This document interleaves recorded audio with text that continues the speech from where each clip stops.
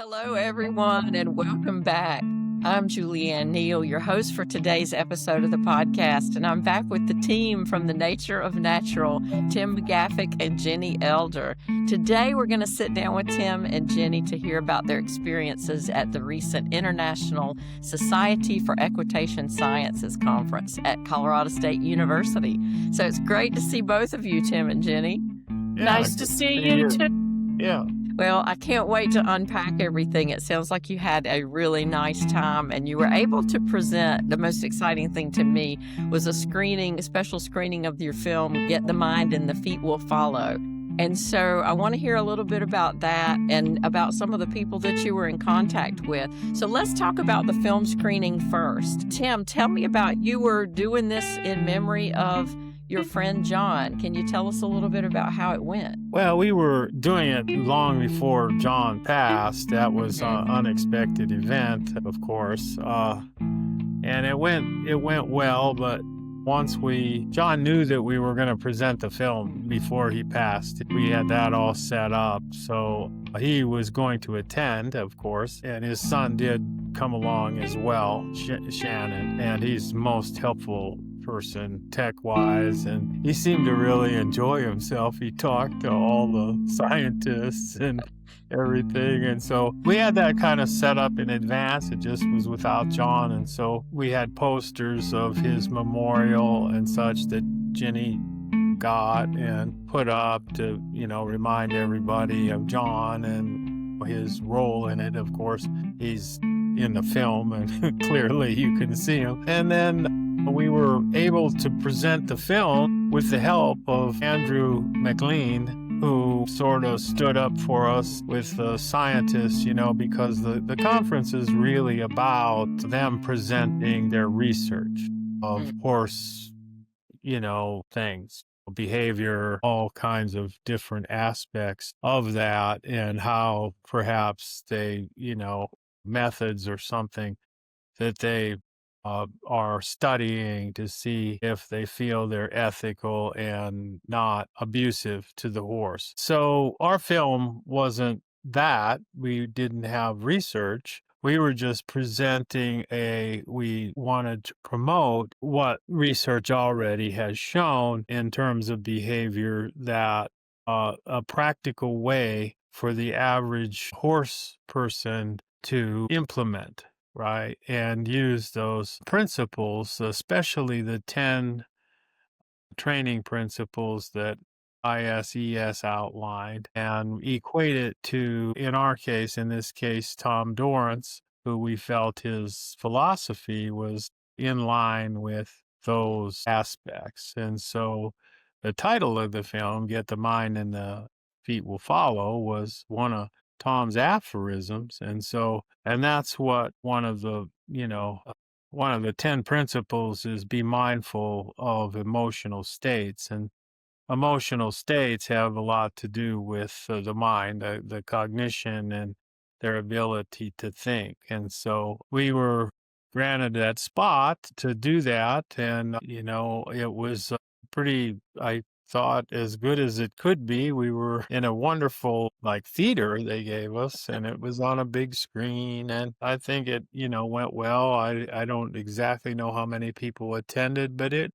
had quite a few of the folks that came, because it was in the evening after a long day.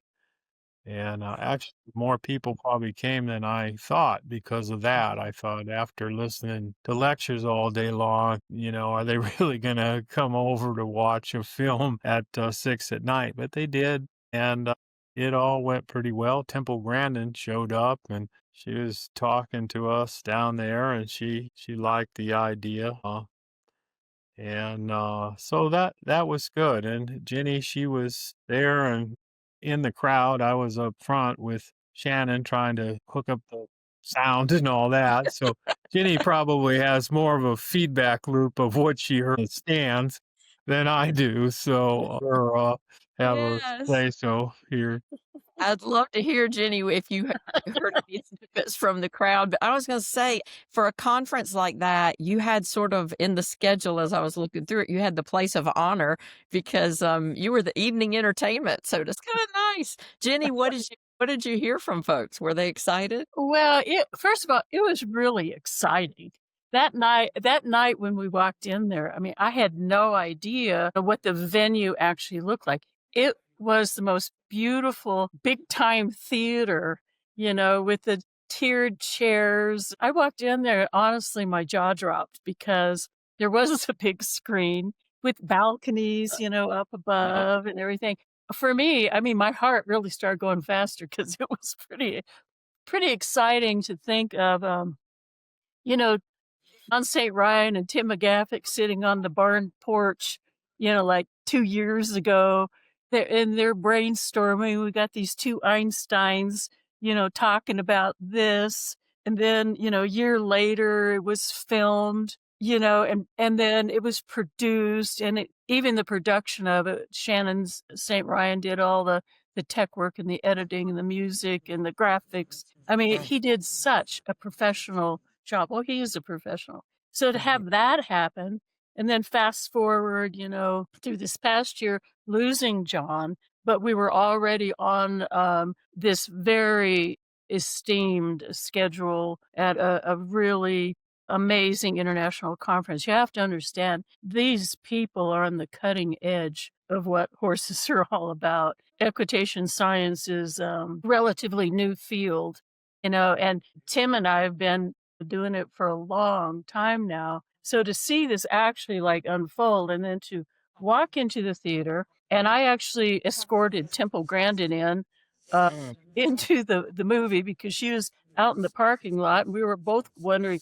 well, where did we get into the building? She's has a terrific sense of humor. So it was great. It was great to see it up on the screen. The feedback, though, that I have received is nothing short of phenomenal, especially when you consider who watched it. These are intellectuals, they're scientists, but constantly there's always this backdrop of trying to get science into the stable. And this is where I think John St. Ryan, Tim McGaffick, and myself, Nature of Natural, we have helped because we believe in equitation science, but we also believe in sharing the wealth of information. Does no horse one bit of good if they have all these fabulous studies and they're only shared amongst themselves. So this has been an ongoing goal of ours. And to see the film, Get the Mind and the Feet Will Follow, up on the big screen with people watching it, and the feedback on Facebook was unbelievable. You can't believe the feedback that we got on that and continue to get on that film. And I think what it did was it opened the eyes that there are so many creative possibilities to bring the word out. It doesn't have to be, stodgy and boring and this, that, and the other. It can really be fun. There was one other really innovative comic book. So I think this has got people thinking. The other interesting footnote on the conference for me was the changing demographics of who attended. Now, granted, this was a little bit different conference. This was a very small conference, very intimate. Some of the international conferences have been, bigger and more papers and more this, that, and the other. But this conference was really, people got to know each other and talk about. But there are young people there. Equitation science, wow, that's cool, So now you've got this whole nother wave, hopefully, of interest where they can see the value of their work being applied in a practical way. So I was excited. I was excited just seeing what y'all were doing all the way over here, just, living vicariously. And I kept seeing things post from other friends who were there that I didn't realize. Pebbles Turbeville, I think, came up and introduced herself to you all after the conference. And she's executive director of the international organization, Horses and Humans Research Foundation. And so there were just so many people who were there and just said wonderful things about the conference and about being able to meet you both. So did you have anybody come up? I know y'all were busy there at the booth, and every time I would catch up with you, somebody was there asking you questions and talking. So did anybody come up after the film and ask more questions, or were you able to meet people outside of the booth space? Tim, how about you? We had A couple questions after the film. Film is pretty self-explanatory, particularly for those kind of people who Hmm. are well educated in learning theory. Essentially, that film was covering learning theory in relation to uh, Tom's philosophy and those equitation basic training principles. So I don't, but well, what was nice about that is that apparently we had it kind of correct because we didn't get any real, like, hey, you said this about operant conditioning and that's not right. No And eggs were so thrown. that was always John and I's worry that we would, two old cowboys like say some dumb things that, the scientists like, oh no. But that didn't happen. And so I was pleased with that part of it. Yeah, and Pebbles and some other people came up just individually and spoke, Hmm. and it was all very pleasant, actually. I was That's happy great. with it. Yeah. Well, it is funny when you're in production with a film as the depth and breadth of what you all have done. It takes a long time. Like you said, Shannon was probably at it for a good long time. And you do worry, is everything still going to be relevant by the time we get this thing finished and it's out for film festivals or whatever? And so I think you've been at it long enough and Jenny, that you know that it's going to be relevant. And like you said, Jenny, having that new audience come through, things do go around in cycles, and it's the same in the horse world. So it's great to hear that you've got a young audience paying attention to something this important. One of the funniest things that has happened through the filming, that the premiere night, was having Temple Grandin there, and I don't know if you've met her, but I she's have, yes. she's a character, Mhm. and her take on the whole thing was, well, it's about time somebody explained it so I could understand it. Oh, That it's a math thing, and positive means adding and negative means taking away. Now that makes a lot of sense, so that has been kind of making, the rounds of it. I yes. think the follow up on this movie, the president of the International Society for Equitation Science, she stepped in to fill Andrew McLean's shoes. She sat right behind me, and it was so well received. She tapped me on the shoulder and she said, "You're the voice of Tom Dorrance. That's so good." But what's happened now is that there's more collaboration, and we are in kind of some talks with them, some discussions about sharing this film on the ISES website so it can go international, which is very, very exciting. And that this film actually, and this is coming from, you know, the board and people who saw it, that are interested in using it as a teaching tool to Mm, introduce this topic. Because it's kind of a interesting topic to introduce.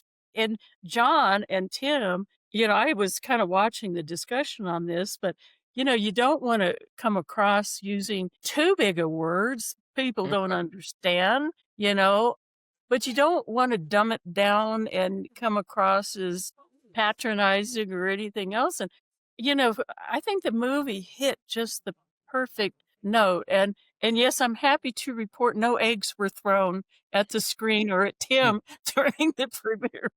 yeah. that is good to hear, That was a real positive. But all in all, I think it's a timely thing. I think this organization, and I think maybe the world of horsemanship in general, is ready now to learn Mhm. more about what equitation science is. And I think that's probably another drum to beat, is explaining what it is. We use it probably too freely, and maybe we need to explain more, what equitation science actually means to the real horse world.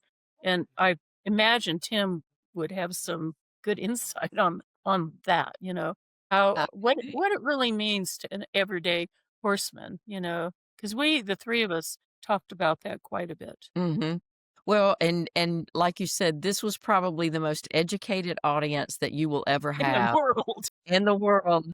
And so for them not to feel like it was kinda dumbed down and that they really appreciated it, it was great, but I think it also speaks so well to just the layman who doesn't have all that kinda lingo. So, Yeah. Tim, do you get feedback or have you gotten feedback so far from just the everyday person who either really gets it, understands it? What is your feedback from just a normal person, not a scientist, equitation scientist? Well, actually, to be honest, not very much. You've just gotten started getting it out A there really, haven't you? lot of people are still confused about, well, essentially about behavior and Mhm, how it works, how it's manifested and comes about. And you anthropomorphize at times, not purposely, but through their understanding of themselves, and other people. They kind of relate to perhaps that's how other behaviors occur, right, in other species. Well, it's not always the case. Actually, you're probably more like them than they are like you, and for the reasons of biology. And so I think there still needs to be some explanation, or we need to work at that aspect of it. Because a lot of times, or most of the time, you're probably bumping up against what they think they already know. And it's like, no, that's really not what happens. This is what happens or is happening over here. And that's where we try to stick with that emotional component because it produces arousal, and everybody is pretty clear about arousal, especially when it's in the gross form, like, rearing, running, striking, mhm, bucking, high head, wide eyes, all those things that are listed. And so those are, sort of indications that their emotions are running high. But it also means that when they're there, their ability to think and solve problems from their past experiences is limited, if at times maybe not available at all. So we focus, I think, on that. And that's one of the training principle number 4, and that's what Tom always advocated, to work from the inside out. So we could go into all these other things that detail how they're all connected, but I think most people relate to emotion, right? How they feel on a certain day, what somebody said to them, what it caused them to do or, think they should do because of their emotional state. And so they can probably relate to that aspect of it. And if we can kind of work from there and get them to understand that in more nuanced ways, then I think that all those other things will start to fall into place. mm. So, That's my my hope question anyway. then yeah, oh, absolutely. And my question would be, after this experience of presenting and having that opportunity to speak with everybody at the conference, no horses were there. I mean, this was all human interaction. Would you feel that it would be helpful to have an event like this and then also have demonstration times and horses there and that sort of thing to do something hand in hand where you can actually show what you've talked about in the film? Or would that just be too complicated to do? No, I think that would be useful. I think there would be things we could point out, each time, and then what we might do about it in those particular cases. We'd be probably talking about that and planning something like that when we're in Florida. But you're right. I think to show them the horses and different ones and how uh, different things affect them, and how to deal with that and try to get those emotions into a place of learning, Mm, a better place for learning. yeah. I'll Well, it was a blast. It The sounded like it. One of the things was, it was so emotionally raw Mm, for Tim and Shannon and I, especially for Shannon. He was right. incredibly close to John, and for him to even come was a quantum leap. But Mm, what tickled me was he's not a horseman. He's a sound guy. He's a movie producer, music, this kind of stuff. He absolutely jumped into the deep end, and he's hobnobbing with Temple Grandin. They became best buddies during this Oh, conference. It was so sweet, wow. because he's so charming, with his Yes. accent and but he attended almost every lecture. Well, the schedule of lectures, first of all, looked amazing. I would have loved to have been in on some of that, but I bet it was really rewarding for him to hear everybody speak about things that his dad was so passionate about. So that Exactly, really and I think in some ways it was, brought a lot of healing for Tim and Shannon and I just to see that reception and, the booth was really set up very nicely with I had these big posters made Mhm. and, so it was great because, John and Tim and I and, we've been working with the nature of natural and John has been so great with his students, trying to Mm. help them and, to what Tim was just talking about, we're really standing on, at the crossroads in the horse industry because of the expense, changing demographics.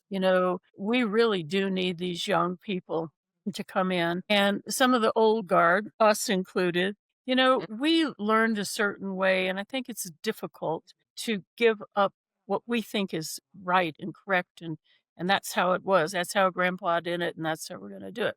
And I think there's a lot of good in some of the classical information, but there's also a lot of bad that's been handed down Mm. because it was handed down and not Right. questioned. And so I think the challenge for not only the nature of natural and the International Society for Equitation Science and other instructors and educators is to somehow get people to think and observe. And that's what Tom Dorrance used to say, observe, remember, and compare.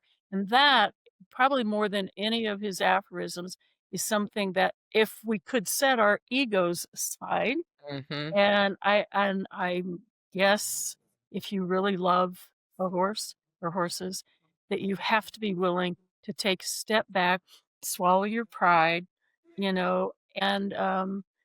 look at it from a little bit different perspective without immediately putting the overlay of your experiences and your knowledge on that. And I think that's probably the most difficult thing for a human being to do. Yes. My second kind of observation that I've been chewing on and thinking about is I have seen this that there's almost too much information out there and a lot of this information is not accurate.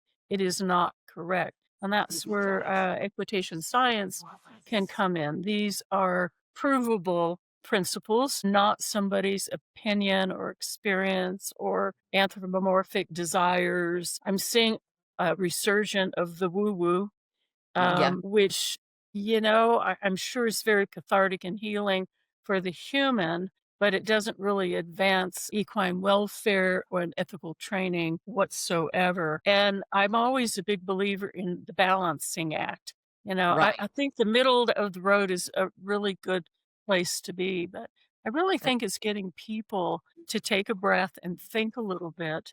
And I think that is probably the biggest challenge. Certainly the information is there, but Mhm. are people going to accept it? I wish we could go back to horses and horsemanship 101 many Right. days because I see so many problems that arise because the basics as far as, feeding, shoeing, supplements, nutrition, training is simply not there.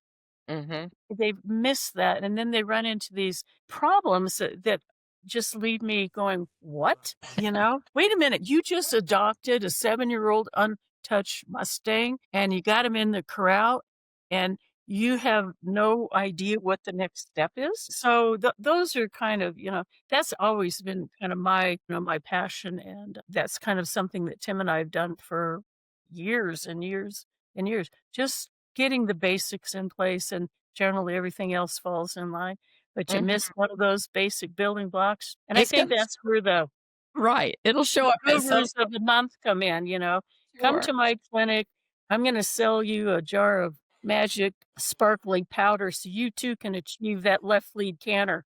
and it will only cost you, Right. because people do get to that position where they're desperate for an answer when the Mhm. answer is actually to go back, to go forward. Right, right. Build that foundation first for sure. Said the woo woo and all of this information that's available on the internet, some of it's wonderful stuff. Gotta find the foundational work first. Well, I wanted to go back. We were just speaking a little bit about having Shannon on location with you guys, Tim, and how special that must have been for him and for you as well. And we started this conversation talking a little bit about John St. Ryan. I'd like to go back and just finish with that. You both have had some amazing experiences with each other and with John through the years. Remind me now, who met who first, and how did all three of you become friends? Well, I think Ginny met John personally before I met him personally. I knew him via Tom Doran's stuff and communications, but I hadn't, he's lived in California, which he still did when he passed. But he had a ranch where he was training horses. And I believe Ginny went up there with some of her friends and met him there. And then consequently after that, we were invited to speak at it wasn't an ISE conference. It was sort of a invitation only forum, I guess they were calling it. There was some demonstrations involved with that was beforehand. And so we had John come down and we went to Sharon Madeir's place where she had like a day of training set up that she was showcasing. And so John was there for that. And then, of course, that was years ago. I don't know what year that was. And then he came for clinics we had the place in Cortez, Colorado. Of course, through all of those things, we talk about, equitation science and lots of other things.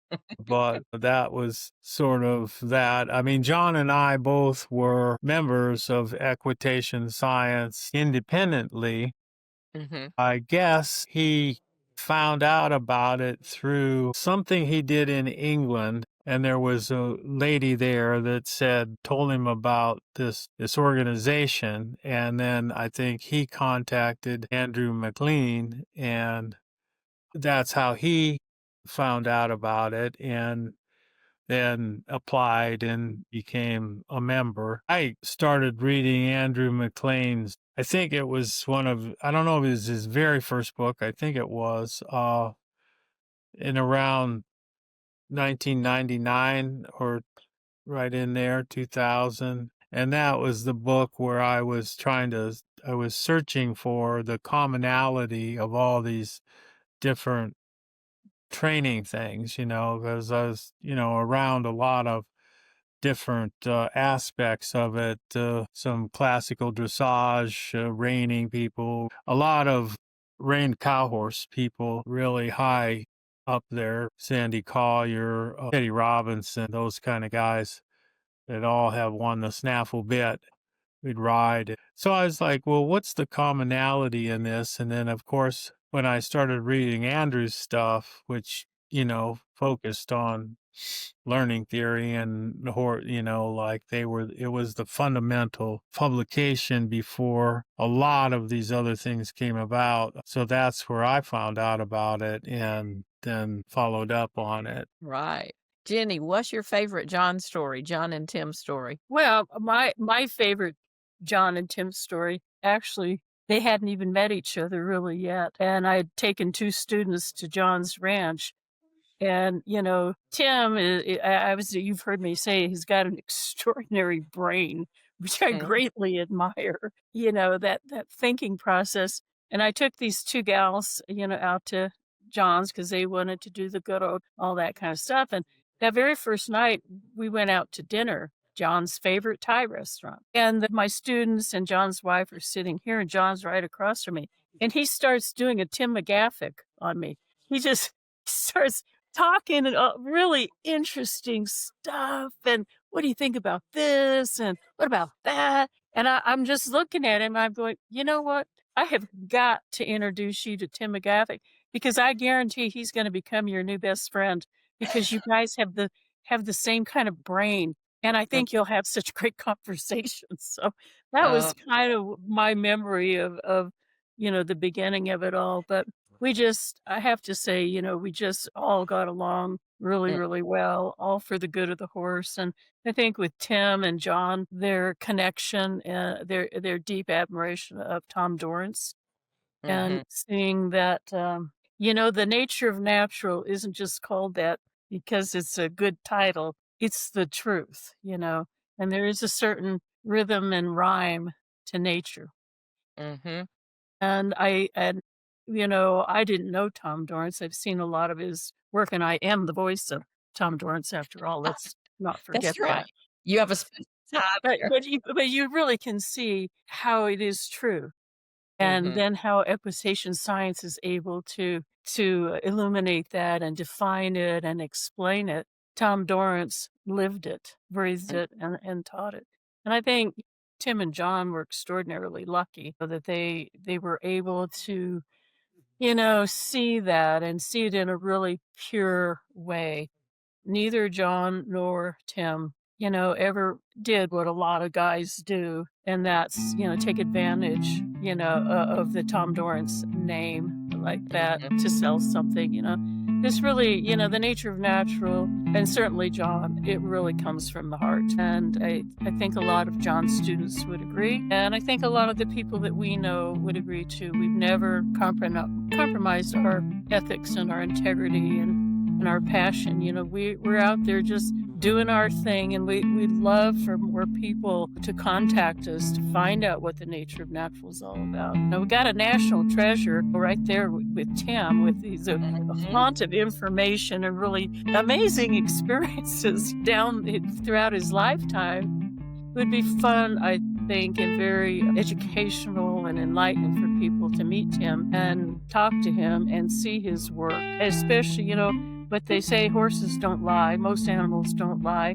And like I said, he's certainly got away with them. And it all kind of makes sense when you start studying equitation science. Yeah. So, Yes, absolutely. And like you said, they were lucky to know each other and to learn from Tom, but I think we're pretty lucky that Tim's still around, that we can learn from him and from you too, Jenny. So I know, Tim, you're going to be on the road for a little bit coming up. So I don't know if you can talk on the phone and drive at the same time, but maybe people can get in touch with you at some point if they have questions or reach out through the website or whatever, because you are a national treasure and a resource that we better make use of.